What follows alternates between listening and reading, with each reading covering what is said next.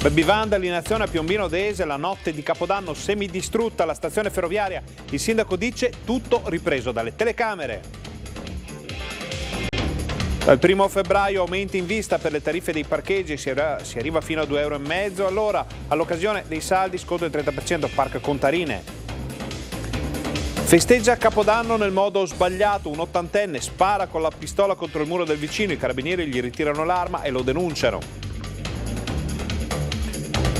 È già stato arrestato dalla polizia, è stato liberato dopo l'interrogatorio di garanzia un marocchino di 23 anni accusato di minaccia alla compagna, dovrà stare lontano dalla casa di famiglia. Viaggiava in auto con un sedicenne, 12 involucri di cocaina, il tunisino arrestato dalla polizia, il controllo a Ponte Vigo d'Arzere. Sospeso il rogo della Befana a Granze, dove la comunità si stringe alla famiglia di Terry Bressani, il 46enne è morto la notte di Capodanno, stroncato da un infarto. E boom di visitatori per le mura di Cittadella, superate le 90.000 presenze nel 2023 con turisti da 120 paesi del mondo.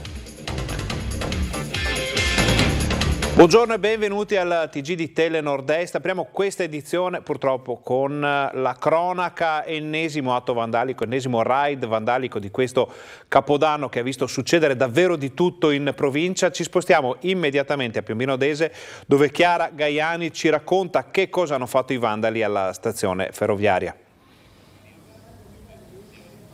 Sì, buongiorno da Piombino Dese, siamo in compagnia del sindaco che ringraziamo, Cesare Mason, per raccontarvi che cosa è accaduto la notte di Capodanno, quando due bande, due gruppetti di ragazzi, di adolescenti hanno deciso di festeggiare il Capodanno così. I danni più ingenti sono stati fatti all'interno dei bagni, giusto sindaco? Sì, all'interno dei bagni, sanitari, finestre, serramenti, un po' tutto. Diciamo che questa io non le definirei bande, sono dei gruppetti di ragazzi, questo è uno spazio coperto, illuminato, dove chi non sa dove andare magari si può permettere di venire qui per stare in compagnia con gli amici. Certo che a un certo punto alla mezzanotte lì si è scatenato un po' l'inferno, hanno un po' esagerato con i petardi, presumo all'interno dei sanitari, dei water che vedrete, e poi hanno continuato, sfondate tutte le porte, e hanno continuato con danneggiamenti in maniera assolutamente incivile. Ecco, come potete vedere insomma anche dalle immagini del collega Andrea Benetti, questo è un edificio nuovo in condizioni insomma che erano delle condizioni ottime, anche sempre tenuto bene pulito. I danni più gravi sono stati fatti a tutti i sanitari, sindaco? Sì, a tutti i sanitari, presumo scoppiato il petardo all'interno di ogni sanitario, per cui sfondati tutti, sono sanitari a muro, per cui anche di un certo pregio, una certa bellezza, una certa comunità, tutti puliti, tutti funzionanti, perché tutte le settimane vengono puliti, e è un accesso libero a tutti i frequentatori della stazione, per cui, ripeto, sempre tenuto in maniera incommiabile.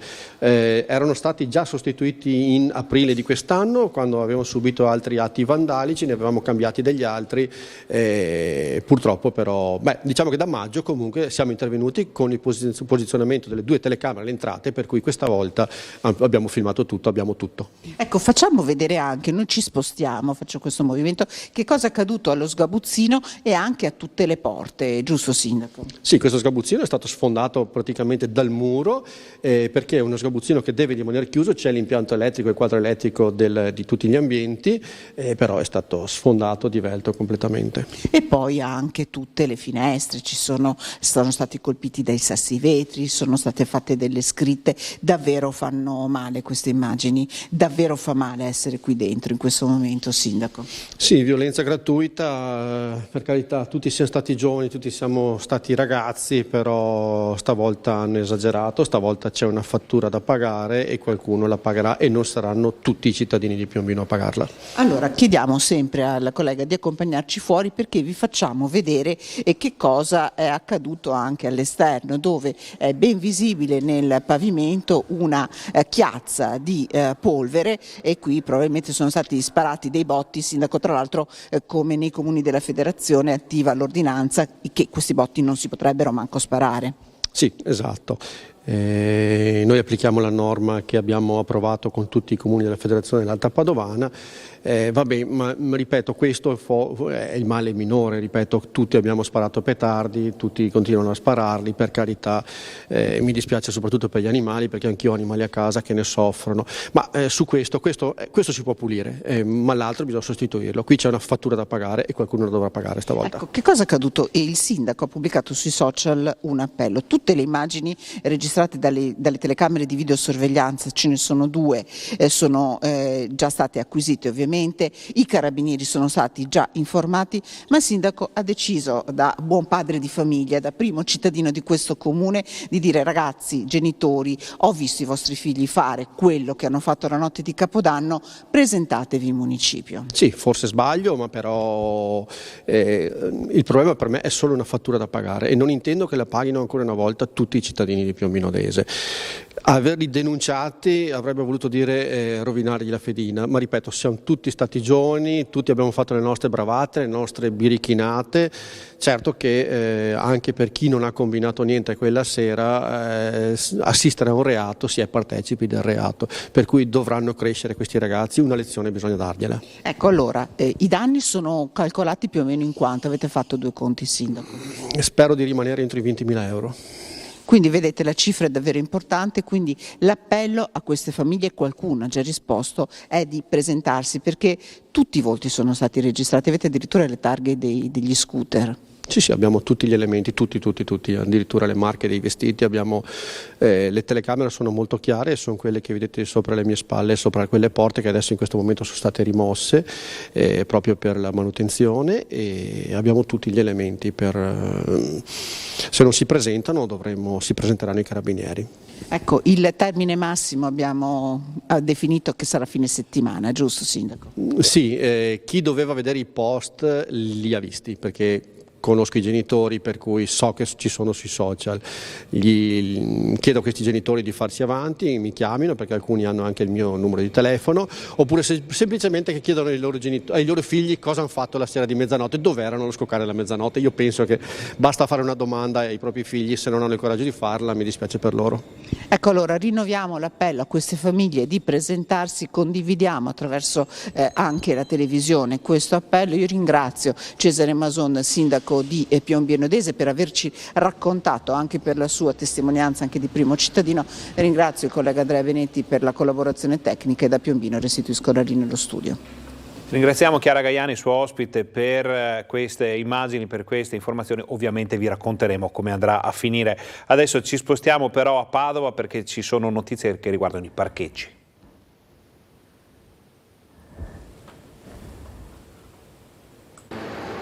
Il 2024 si apre con una brutta notizia per gli automobilisti padovani.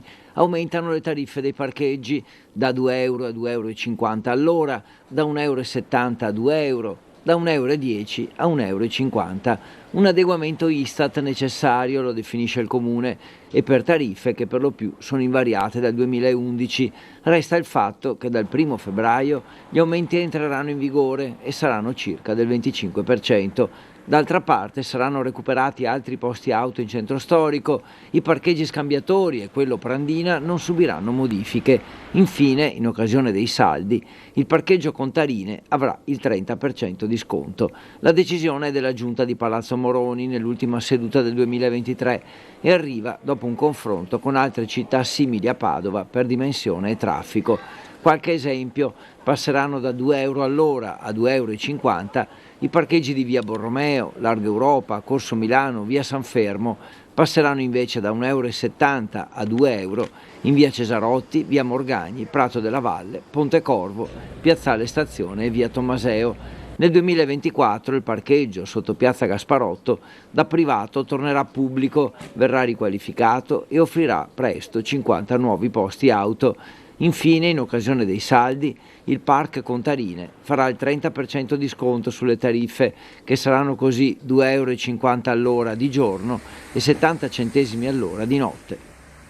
E sul caro parcheggi abbiamo sentito l'assessore Ragona. Nell'ultima seduta di giunta è stata ottemperata una richiesta di APS Holding, ovvero quello dell'adeguamento tariffario del costo di alcuni parcheggi della città di Padova. È bene ricordare che i parcheggi non aumentavano da oltre 10 anni, quindi un adeguamento che era necessario, che APS lo richiedeva, in quanto solo negli ultimi 2 anni avevamo avuto un'inflazione del 15%. Se pensiamo inoltre che negli ultimi anni sono stati fatti tanti investimenti, dall'apertura di nuovi parcheggi come il Park Contarini e Secret Garden, ma anche i nuovi parcometri che permettono di pagare contactless, l'app che permette di pagare a distanza, o i sensori per rilevare in tempo reale se ci sono posti più o meno liberi nel centro storico di Padova. Continuiamo inoltre la politica della mobilità incentivando il trasporto pubblico, come abbiamo fatto con l'abbonamento natalizio, ma anche realizzando nuove ciclabili, le 2 nuove linee tranviarie, e nel mese di gennaio lanceremo ulteriori promozioni per quanto riguarda gli abbonati del trasporto pubblico. Torniamo alla cronaca, torniamo alle intemperanze dell'ultimo dell'anno. Sentite cosa ha fatto questo anziano nell'Alta Padovana. Un 80enne residente nell'Alta Padovana è stato denunciato dai carabinieri per i reati di esplosioni pericolose e omessa custodia di arma da fuoco. Tutto nasce da una chiamata ai carabinieri della compagnia di Cittadella. Un residente dell'Alta ha trovato dei fori di proiettile sul muro esterno di casa. Partono gli accertamenti dei militari che individuano il vicino che durante i festeggiamenti per Capodanno aveva sparato alcuni colpi di pistola. L'80enne ha ammesso le proprie responsabilità ai carabinieri. I colpi sono stati sparati dalla pistola che l'uomo deteneva regolarmente, ma che ora gli è stata ritirata e, come detto, è scattata anche la denuncia. Restiamo nella pagina della cronaca perché è stato scarcerato l'uomo arrestato per maltrattamenti alla ex. Era arrivata lo scorso 28 dicembre in lacrime e dolorante al pronto soccorso dell'ospedale di Padova una giovane donna, 22 anni, di origine marocchina, e qui, grazie al sostegno dei sanitari e degli agenti di polizia, aveva deciso di sporgere denuncia per maltrattamenti.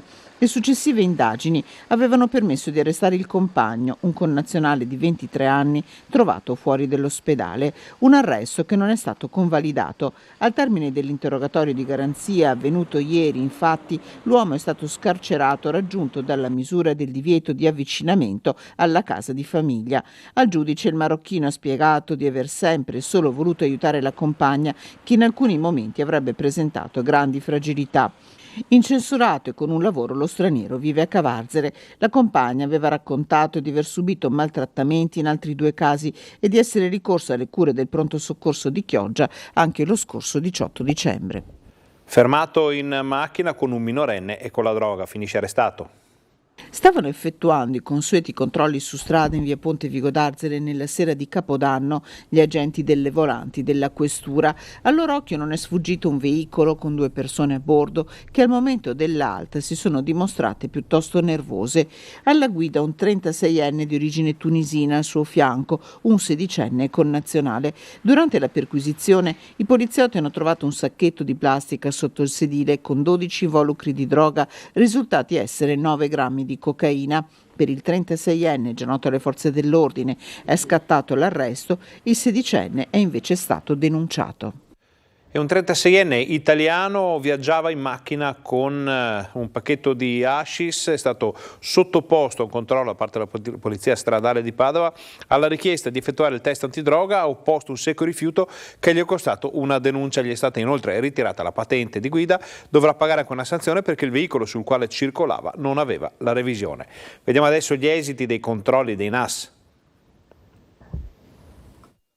Non si sono fermati i carabinieri del NAS di Padova, che durante le feste hanno aumentato il monitoraggio dei locali.